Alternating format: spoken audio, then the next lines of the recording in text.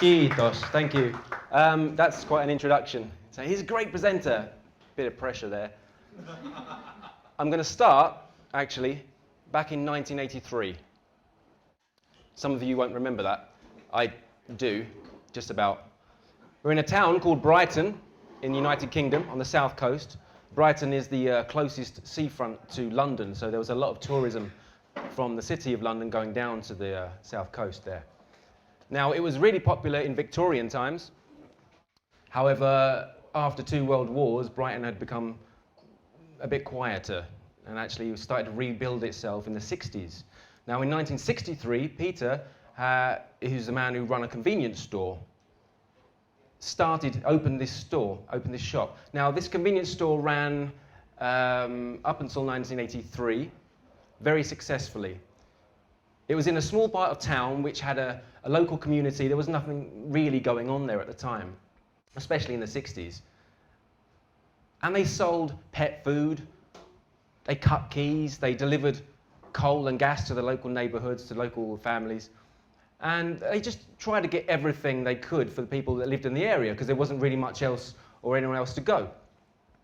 Now, in 1983, which is why I started here, Peter had worked very hard for 20 years to build up a community of customers. And he developed not only a place that you could go and buy things, but he got nicknamed by his clients the Friendly Store. So he changed the name of the store to the Friendly Store. And the motto outside was, if you want it, we've got it. If we haven't got it, we'll get it. And if we can't get it, you've had it. Which is lovely. But what happens in 1983? The town had got busier. Other companies realized this and they want to move in. So directly across the road from the Friendly Store opened a supermarket. One of the big chain supermarkets. And as you might expect, that affected Pete's business immensely. Now, this place was 5 times the size of his tiny convenience store, mainly focusing on food. He had a bit of everything, so they didn't quite match. However, he noticed that his revenue dropped by about 80% within a couple of days.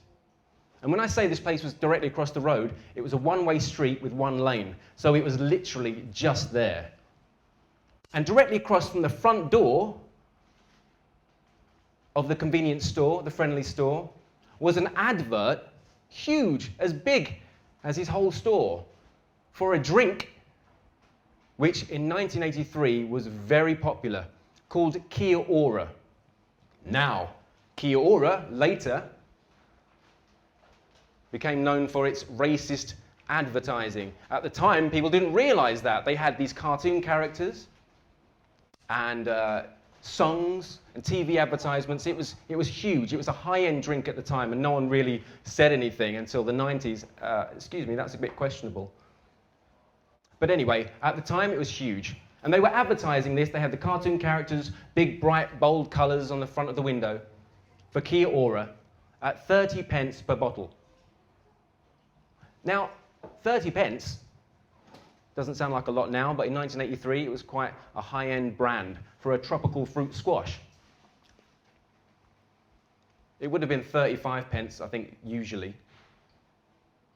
But 30 pence was good. So a lot of customers went straight in there because they saw these deals and they wanted to save a bit of money. Now, after a week, Pete had realized that he can't really compete with that. But he went into his sink, took out an old dishcloth, went outside his store, got on one knee, and wiped off his chalkboard, which was his advertising at the time. Wiped it down, took a piece of chalk, and wrote on there, Kia Ora, 28 pence. Very simple marketing, yeah? So he wrote this advertisement on there, and after about 4 days, he noticed that customers started to come back in. And actually, because the superstore had brought more people into the area to shop here, more people started to come back in. So he started getting busier than he had been before. But the store across the road got wind that he'd changed his advertisement on his board and undercut them for Kia Ora. So a week later, they changed their sign down to 27 pence. Pete knew that that's a bad idea for him to let them get away with that, so he put his down to 25. A week later, they realized, put theirs down to 24. Straight away, he changed his to 22. 3 weeks later, after I'm sure much deliberation, they changed theirs to 21. Next day, he put his down to 20. And nothing happened. Customers had started coming back into Pete's store, and like I said before, he was busier than ever. And of course, the supermarket was doing well, because they sold mainly food products, a lot of what he didn't sell anyway. Until one afternoon, when Pete was out the back, sweeping up the sawdust and the hay in the pet food aisle, the doorbell rang. Now, in 1983, a doorbell was literally a bell behind a door. And when someone opened the door, it would knock the bell, ding-a-ling-a-ling-a-ling-a-ling-a-ling, to let the attendant know that someone had arrived. So Pete rushed out, "Hello, sir, how may I help you?" And in walked this aggressive man, probably looked a bit like me, in a suit, standing tall. He walked straight up to Pete, right into his face. "You! Are you the owner of this store?" To which Pete replied, "Yes, I am, sir. How can I help you?" "I'm the manager from across the road. Did you know we have 50 giant superstores around the UK? We have 150 stores like the one across the road. We've got 500 the size of your tiny little store. We have our own warehouses, our own products, our own transport, and we can buy products in at amazingly cheap prices and offer them that undercut everyone else in the industry. And yet, if we were to offer Kia Ora at 20 pence per bottle, we would be making a loss. Can you please tell me, with all due respect, how on earth can you offer Kia Ora at just 20 pence per bottle?" To which Pete replied, "Well, I am the owner of this establishment, and, well, I can offer Kia Ora or anything else at any price I like. But mainly, I can offer Kia Ora at 20 pence per bottle because I don't sell it." Now, a lot of people like the idea of the underdog getting one up on the big cats. You know, someone who's a bit more unfortunate or doesn't have quite the same ability, dealing with those people who clearly have more funds and more resources. But I'd suggest that this particular story has more to it than that. And actually, if you read how they advertised me being here today, I'm not sure if you did or not, I was going to talk about what I call the 4 C's, which is community, culture, communication, and communications. As far as business goes, what Pete knew, oh, I didn't tell you this, he actually retired in 1963. The store, in 1983, at this time, he was 77. It was his retirement fund, and he just wanted somewhere to go. He wanted to have something, and he wanted to serve. He built up a community. He started this store in this small area and built up a loyal following. And it wasn't because food was cheaper that people initially went there. Okay, it was maybe at first. But the reason they came back to him was nothing to do with the sign on the out front, his little chalkboard. To be honest with you, it was so tiny, I'm sure no one really saw it. What I believe happened was that people went initially to the superstore and found their bargains, but there was something missing, something they didn't come away with, and something that Pete had grown. Because his store, the Friendly Store, got that name because it was the hub. It was the center. People went there. He took deck chairs down to sell for people's beach day out, and he'd sit there with little old ladies, have a cup of tea, watch the telly, listen to the radio. People weren't getting a sense of community in the superstore. It was a very sterile, bright environment. Since 1983 till, I'd say, about the last 4 years, many of our lives have been very sterile. Something I've noticed is the shift in people's attitude towards marketing. Now, I'm pretty sure if you're here, then you're part of the startup community, am I right? Yeah. Yeah. Some doing better than others, it seems. But it's interesting, that idea of community, because actually community is a human need. It's not just a bunch of people getting together. Often, churches provided that, and pubs have provided that for a lot of people. Especially in the UK anyway. It's a bit different here, I guess. But this need, which is a need, to resonate and vibrate around other people on the same wavelength is important. And that's why customers came back to him, and that's why new customers came to him. And that's what's happening. People are finding culture within community to share. Like you're here now, I'd say that this is part of a community, and the culture of actually going and having a drink together is important. I am a voice and performance coach.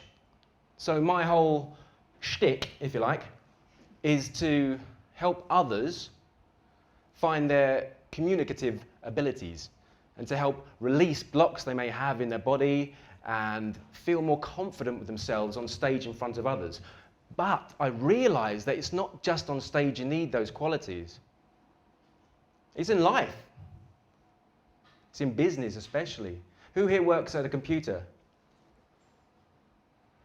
Amazing, isn't it? How connected do you feel to people on that computer? But I put it to you, I'm just going to tell you a couple of stories, and you can take from them what you will, okay? But as a voice and performance coach, I guess the reason I'm here is to say that if you feel that you're not quite good enough, or you feel you don't have the confidence, or that you can't articulate yourself as clearly as you would like, man, I've got 28 years worth of tools in the kit that I help people with all the time. And that's what I'm bringing here to the shortcut downstairs, been working with some guys there. And that's what I'm bringing to Maria, and that's what I bring to my online channels as well. So I have an online school. The first thing we do when we're born is to breathe. The first action we take in our lives is to inhale the vital nutrients from the air. The last thing we do before we die is to breathe out. The last action our body actually makes is to let go. Breath, then, is fundamental to life. We breathe on average around 16 times per minute, which is about 960 times an hour, 23,000 times a day, which is 8.5 million times a year. And if we do live to the ripe old age of 80, which is actually I think the global average in 2019, we will have circulated around 7 billion breaths in our life. Breath is fundamental to life, and it's also fundamental to the quality of life that we lead and everything we do. Humans can go without food for around 3 weeks. We can survive without water for about 3 days, but we can't go without those vital nutrients of oxygen, nitrogen, and all the others that are in the air for more than 3 minutes before we perish and die. It's fundamental, not only to life, not only to the quality of a life, but me as a voice and performance coach, it's fundamental to the voice. Because breath feeds an impulse to thought. Thought drives our need to communicate, which then powers the same air back up through our vocal folds, resonating within us, formulating sound in our mouths and then articulated out as new, fresh vibrations into the world. We literally create vibrations in order to communicate verbally. Now, as you may or may not have known, there's also non-verbal communication. But some of the statistics on that is not as accurate as you might think. Do you know where the word spelling comes from? Okay, you've heard of Harry Potter. He casts spells, right? Well, spell comes from the word spelling. And the reason why it comes from the word spelling is because spelling is the act of writing down the phonetic sounds of what they hear when someone speaks.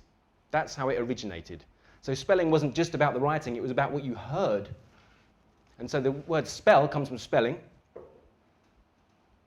And literally, a spell is anything you say. And my point here is that you should be careful about what you say. And these vibrations that you create are powerful. Now, you can choose to send out positive vibrations into the world with your words, which can heal. Or you can choose to send out curses of evil and hurt and destroy. Who would like to learn how to breathe properly right now? It's going to take like all of 30 seconds, well, 3 minutes. Some of you may have done some singing lessons. Some of you have more than likely been told this bad piece of advice. And if there is any singing tutors in here, they're going to kill me for this. But I've done singing training, opera training, rock training, and as an actor, as a professional actor now for 12 years, I realized that some of those things you get told are actually quite detrimental to the way you breathe. Here it is. You know you're not supposed to breathe into your chest, into your shoulders. You know that, right? Everyone knows that. So the rhetoric that's been going around for 20 years now is that you should breathe into your belly. But unless you're in the room with someone to guide them on how to do that properly, here's what's going to happen. What happened to my back when I did that? I put myself out of alignment because I was trying to focus my attention on pushing my belly out. So people that aren't trained will do that. And there's a lot of people sharing that information willy-nilly as if they knew what they were talking about. Here's the trick. Your ribs do more work than you think. The intercostal muscles that hold the ribs together need to move as well as your diaphragm. And in order to do that successfully and optimally, you want to breathe into the back, not the front. So here's what we're going to do. Can you stand up for me for a second? This place here at the base of your back, just above your coccyx, is called the sacrum. It's the sacral area. It's the first part of your spine that grows in the womb. So you could say that it's the oldest part of you there is.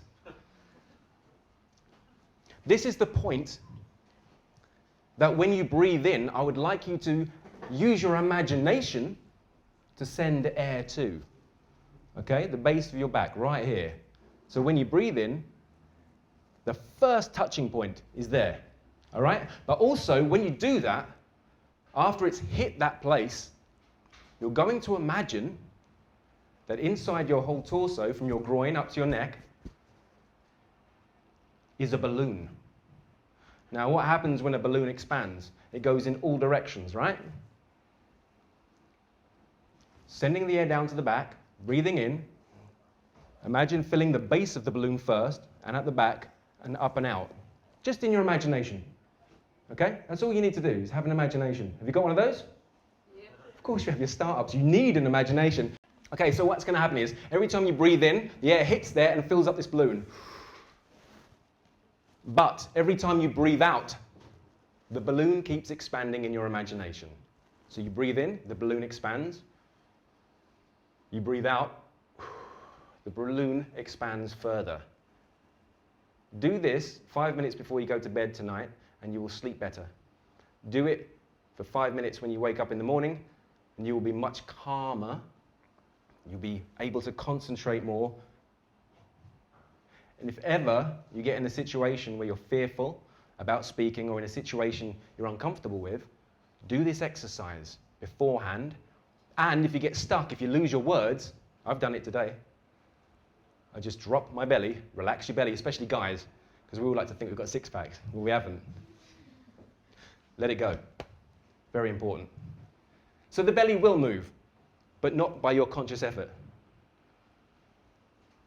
Expand the balloon on the in-breath and expand again on the out-breath. And see how big you can get that balloon in your imagination. See if you can get it bigger than the room, bigger than the house. You're just topping up energy. That's all you're doing. You need these nutrients. They're so vital. That's it. You can take that away. Use it whenever you want. You've got that for the rest of your life now. It's useful. It really is. Whenever you need it, if you can't concentrate, if you lose energy because you're tired, do this for a few minutes. Okay? In order to be able to breathe normally, you need to practice that regularly until your body remembers it and it starts taking that into its kind of own physical habit, if you like. Now, working at computers, as I'm sure a lot of you do, a lot of this happens, all right? That you're leaning forward and your shoulders roll forward. The muscles here at the front tighten. So in order to have a breathing system that's set up and works for you on its own without you having to consciously do that, working on your posture is quite useful, all right? Especially for people who work on computers and have a sedentary lifestyle. Actually, even if you're standing up on a computer, your shoulders are going to be out of place, and everything in your neck affects what happens down below. Everything that happens down below affects what happens up the top. So you can do things that lengthen the front and strengthen the back. Pilates, yoga, they're great for that. But try and think of something physical that's going to help your posture and find relaxation. Because relaxation is key to the vibrations that your breath will make and resonate. You never see a stressed out opera singer outside of the dressing room. You see plenty of them there. But generally they've got big voices because they're relaxed, and that whole resonance is coming out of their back, their sides, their head, their neck. It's not just their mouth that makes the sound. And when you can resonate, you look more comfortable, you're easier to be around, because no one likes to look at stressed out people.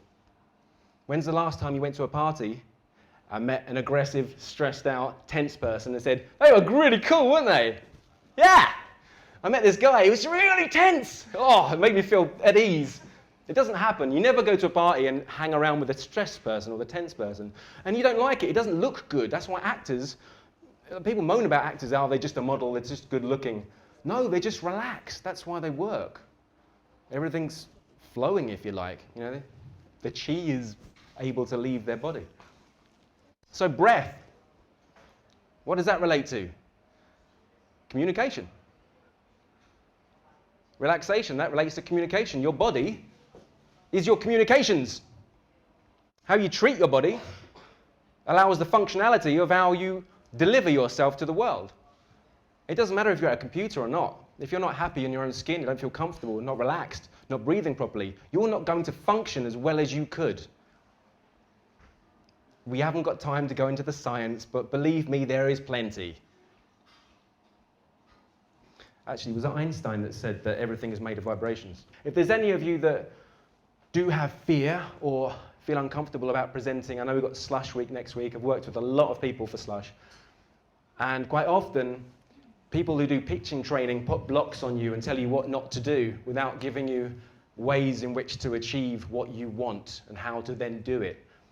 That's where I come. I undo those blocks and make you feel freer. I free your voice, I will free your mind so you feel comfortable. I've also got a diploma in hypnotherapy, which really comes in useful for confidence. That's what I do. If you ever need me, I'm here. All right. Ki toxia. Nahrambian. Moi moi. Thank you.